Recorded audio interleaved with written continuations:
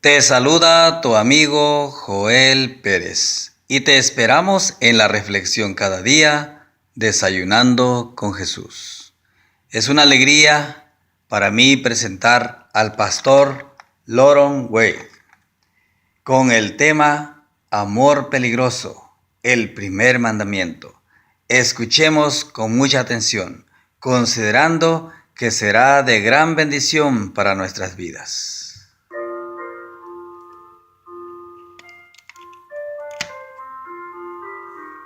Amor peligroso. El primer mandamiento. No tendrás dioses ajenos delante de mí. Éxodo 23. Parece que no entiendes, Arlene. Lo que está en juego es tu futuro, tu vida. No, papá, tú eres el que no entiende. Hace tantos años que dejaste atrás la juventud que ya no sabes lo que se siente, lo que se vive. Yo amo a Dani y se ve que no eres capaz de entenderlo. Por un largo rato, Mariano Silva se quedó mirando a su hija. Entonces suspiró y sacudió la cabeza, como si quisiera despertar de la pesadilla que estaba viviendo. Por favor, hija, tienes que escucharme. No necesito escuchar a nadie. La decisión ya está tomada. El próximo jueves el juez nos va a casar y no hay nada más que hacer y que decir. Otro silencio.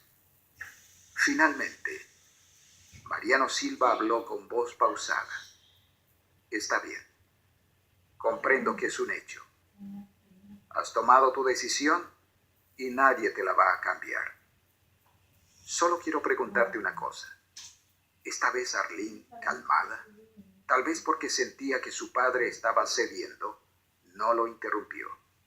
El jueves pasado te pusiste una blusa blanca cuando Daniel quería que usaras otra. ¿Te acuerdas cómo reaccionó? Es que la que él quería estaba manchada, creo que le cayó algo de comida.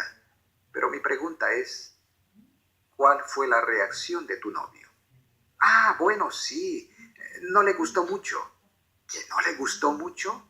Se enojó demasiado. Gritó y te dijo de todo. Y esa misma noche, cuando lo invitamos a cenar aquí en casa, ¿qué sucedió? Papá, ¿por qué quieres recordar eso? Porque al hombre no le importó avergonzarte delante de toda tu familia cuando dijiste algo que no le pareció. Imagínate si así te trata ahora. ¿Cómo crees que será cuando... Ya basta, papá, gritó Arlene, tapándose los oídos. Tú no sabes ni entiendes. Estoy enamorada de Dani. Lo quiero. Él es mi vida. Lo demás, todo eso que tú dices, no importa, porque lo amo mucho. Es más, lo adoro. Eso es todo. ¿Lo adoras, hija? ¿Lo adoras? Entonces, ¿qué es Dani para ti? ¿Es un Dios? Sí, papá. Es como tú lo dices.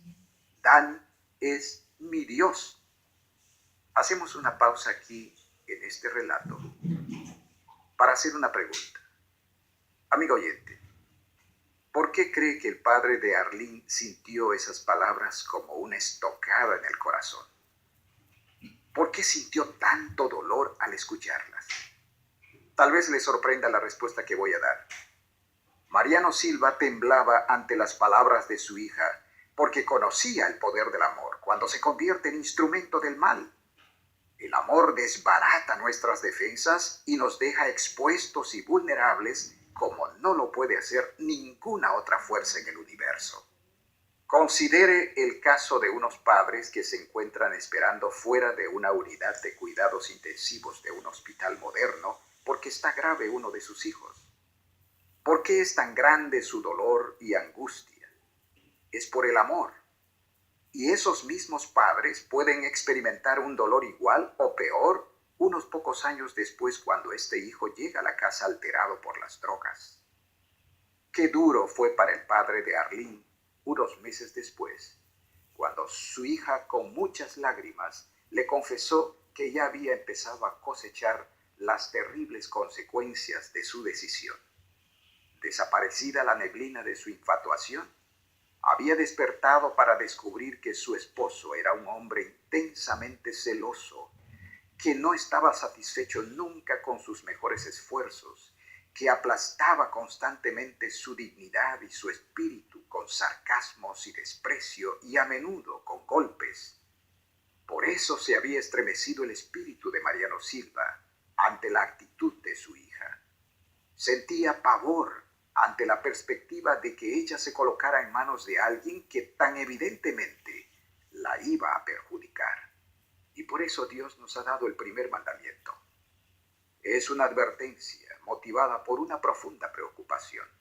Su mensaje es: no entregues tu lealtad, no rindas tu devoción a otros dioses que no lo son en realidad. No te comprometas en el servicio de quienes, después de todo, te van a defraudar y lastimar. El antiguo pueblo de Israel estaba rodeado de naciones que adoraban a otros dioses. Dagón, con un cuerpo mitad pez y mitad hombre, era la deidad preferida de los filisteos, una nación que colindaba con Israel por el lado oeste. Ellos esperaban de él buenas cosechas y abundantes pescas que significaban prosperidad. Los fenicios, vecinos de Israel por el norte, preferían a Astoret, diosa de la fertilidad. Su culto era especialmente popular porque se celebraba con borracheras y orgías. Al oriente de Israel, los moabitas adoraban a Quemos y los amonitas a Moloc.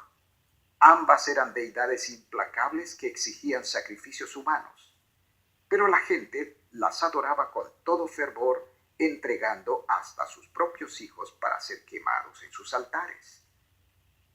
Estaban dispuestos a hacer esto porque pensaban así asegurarse del poder de estos dioses para resolver sus problemas.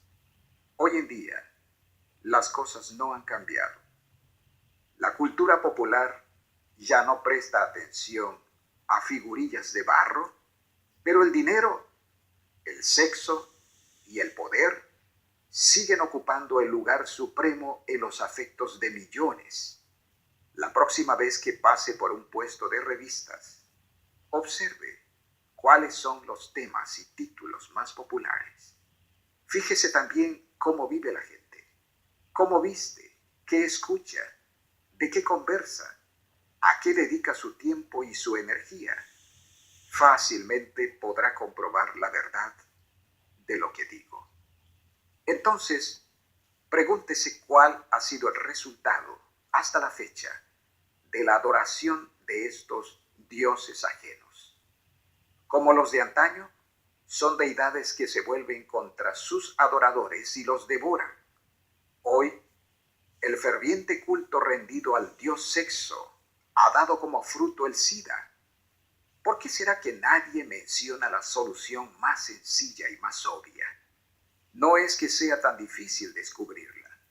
La decisión más clara y efectiva es que demos la espalda a este dios asesino y una vez más respetemos la integridad de la familia y el carácter sagrado de los votos matrimoniales. Pero no, lo que hacen los políticos es clamar a su otro dios dinero diciendo: el año entrante dedicaremos todavía más millones para encontrar el remedio.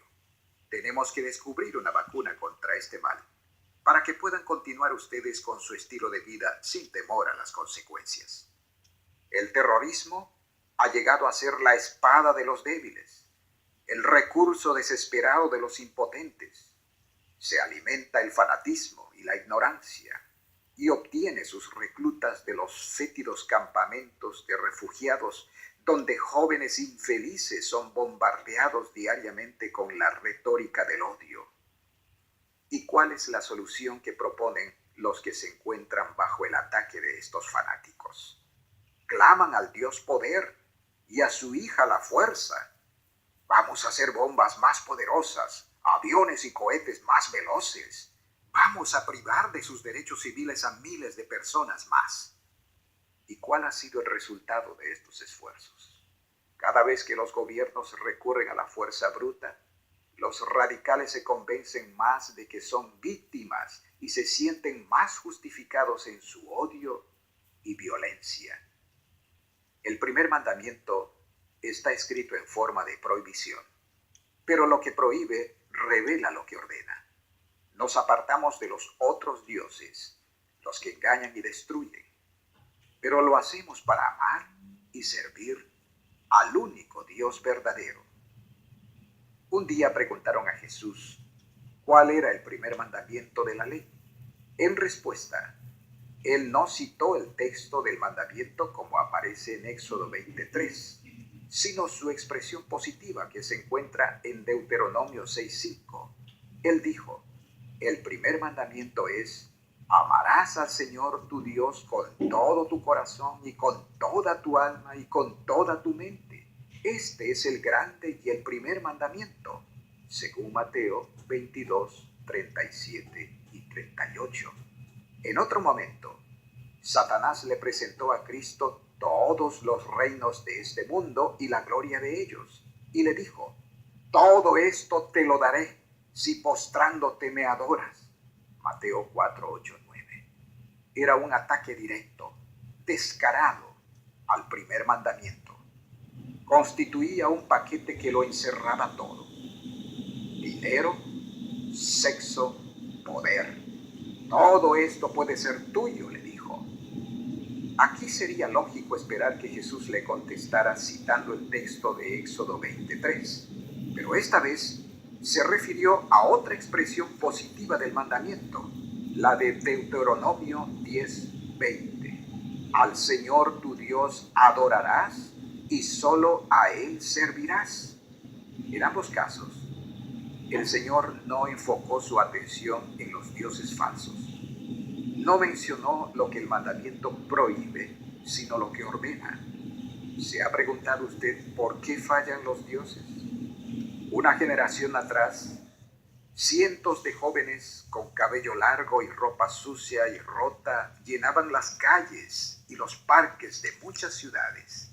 Eran conocidos como hippies. Hoy casi nadie los admira, pero debemos reconocer que en algo tenían razón aquellos jóvenes. Estaban rechazando los valores falsos del materialismo. Entonces, ¿por qué fracasó su movimiento? Porque trataron de quitar sin reponer. Rechazaban el materialismo, pero la alternativa que ofrecían era una vida vacía y sin sentido. Y a la postre, se hizo evidente que simplemente estaban cambiando una clase de egoísmo por otra peor. Durante esos mismos años, millones de personas trataron de poner en práctica los ideales del comunismo, el cual, en su pureza teórica, enseña principios de abnegación y altruismo que se parecen en cierto modo a las enseñanzas de Jesús. ¿Por qué el comunismo no pudo producir la sociedad ideal que soñaba? Por la misma razón. Igual que todas las demás visiones utópicas, se estrelló en las rocas de la realidad humana. Estaba basada en la idea de que si decimos a las personas que necesitan cambiar y si realmente logramos convencerlas de ello, entonces cambiarán. Pero saber hacer lo bueno no es suficiente. Tampoco creerlo. En la década de los 70, un psicólogo llamado Lawrence Culver anunció que había encontrado una manera de mejorar la moralidad de la gente. Su método consistía en plantear ciertas situaciones imaginarias y preguntar qué es lo correcto en cada caso. Dijo que había logrado enseñar principios de razonamiento moral que permitía a la gente conocer siempre la respuesta correcta. Pero la teoría de Culver se metió en problemas cuando a alguien se le ocurrió preguntarle si los que sabían la respuesta correcta en realidad harían siempre lo correcto. Ante esta pregunta tan obvia, el psicólogo tuvo que contestar que, a veces, la verdadera moralidad viene de un corazón renovado por la gracia. El apóstol Pablo dijo, y no os adaptéis a este mundo, sino transformaos mediante la renovación de vuestra mente, para que verifiquéis cuál es la voluntad de Dios, lo que es bueno, aceptable y perfecto. Romanos 12:2. Verificar cuál es la voluntad de Dios significa más que la habilidad de dar la respuesta correcta en asuntos de conducta moral. Involucra más que tener información. No podemos verificar algo y a la vez permanecer indiferentes. Antes bien, debemos hacerlo parte de nuestras vidas. Y esto será posible solo cuando hayamos sido transformados por la renovación de nuestras mentes. Este cambio radical, que es la base de una vida recta, no es un proceso natural. No es fruto de acondicionamiento ni de técnicas de razonamiento moral. El salmista comprendió esto porque exclamó: «Crea en mí, oh Dios, un corazón limpio, y renueva un espíritu recto dentro de mí». Salmo 51:10, segunda de Corintios 5:17. La renovación que resulta en verdadera moralidad es un acto de creación. Es un don de Dios. Por esto el primer mandamiento, que nos manda dejar a los dioses falsos, no se detiene con eso. El texto continúa: «No tendréis otros dioses delante de mí». Los otros dioses no han de ser reemplazados con un vacío. Después de decirnos lo que no debemos hacer, el mandamiento nos explica lo que sí podemos hacer. La prohibición, entonces, es una orden positiva a adorar al Dios verdadero. Amigo oyente, ya hemos visto 2 ocasiones cuando Cristo habló del primer mandamiento. En la primera, cuando Satanás lo estaba tentando, Jesús dijo que el primer mandamiento nos ordena adorar a Dios. En la segunda, dijo que nos manda amarlo. «Amo a Dani, es más, lo adoro», dijo Arlene. Ella, por supuesto, no estaba pensando en términos cristianos, pero a pesar de eso, no andaba muy lejos de la verdad. La adoración, en términos bíblicos, es una expresión de amor. La adoración, igual que el amor, es una actitud del corazón. Es una disposición y decisión de conceder a Dios su lugar como Dios, de colocarlo en el trono y darle el sitial de soberano, haciéndolo el rey de nuestra vida. Reconocer la soberanía de Dios significa, además, que no trataremos de someterlo a nuestro criterio personal. Rechazaremos la idea de que podemos creer en Él solo en la medida en que somos capaces de entender o explicar su naturaleza. De ser así, el punto de partida para creer sería el ateísmo, y avanzaríamos hacia la fe solo a través de esfuerzos racionales. Además, Dios quedaría limitado por el tamaño de nuestra capacidad mental. En este caso, lo que estaremos adorando ya no sería a Dios, sino a algo finito, porque conoceríamos sus dimensiones, su principio y su fin. Lo anterior no quiere decir que la fe cristiana desconoce o desprecia el valor de la razón o de las evidencias que la sustentan.